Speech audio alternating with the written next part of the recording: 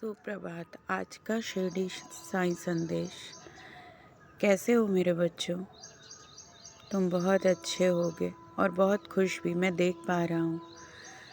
एक बात मेरी हमेशा याद रखना, जो दूसरे का बुरा सोचते हैं, दूसरे का बुरा करते हैं, वो अंत में स्वयं अपने लिए ही बुरा करते हैं। उनका फल उनको कभी भी अच्छा नहीं मिलता है।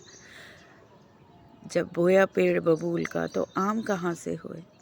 दूसरे के रास्ते में कांटे बिछाकर, दूसरे के रास्ते में कलेश करके, दूसरे के जीवन में कलेश करके, दूसरे को हानि पहुंचाकर कभी ये मत सोचना कि तुम सुखी हो जाओगे, तुमने सुख पा लिया। अगर उस पल, उस क्षण में ऐसा करके तुमने क्षणिक सुख पा भी लिया, तुमने किसी बुरी विद्याओं का प्रयोग करके अगले को थोड़ा कष्ट पहुंचा भी दिया, तो ये मान कर चलो कि आगे के जीवन में तुम अपने लिए कांटों की शेष शैया स्वयं ही बिछा रहे हो। अपने लिए कुआं नहीं, खाई खोद रहे हो, और उस खाई के गर्त में, उस अंधेरे में तुम ऐसे गिरोगे कि फिर कभी नहीं निकल पाओगे। तो इसलिए स्वयं को भी सकारात्मक रखो, दूसरे के जीवन में भी प्रयास करो कि सकारात्मकता ही दे सको। और अगर सकारात्मकता ना दे सको तो क्योंकि सकारात्मकता तुम तभी दे पाओगे, अपने अंदर की अच्छाइयों को तुम तभी दे पाओगे जब तुम खुद अपने अंदर अच्छाई, अच्छी सोच, अच्छे गुण और सकारात्मक विचार पैदा करोगे। इसके लिए प्रयास करो, अपने ऊपर काम करो, बजाय दूसरों पर ध्यान देने के।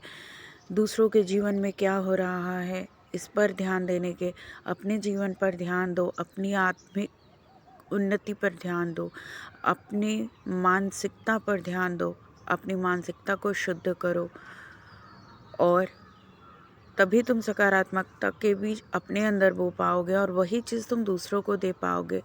यदि तू, तेरा, मेरा इन्हीं बातों में उलझे रहोगे तो ये जीवन व्यर्थ नष्ट कर दोगे और इस जीवन का कोई भी लाभ नहीं उठा पाओगे। फिर अगले जन्मों में इन्हीं जन्मों के कर्म फल को भोगोगे।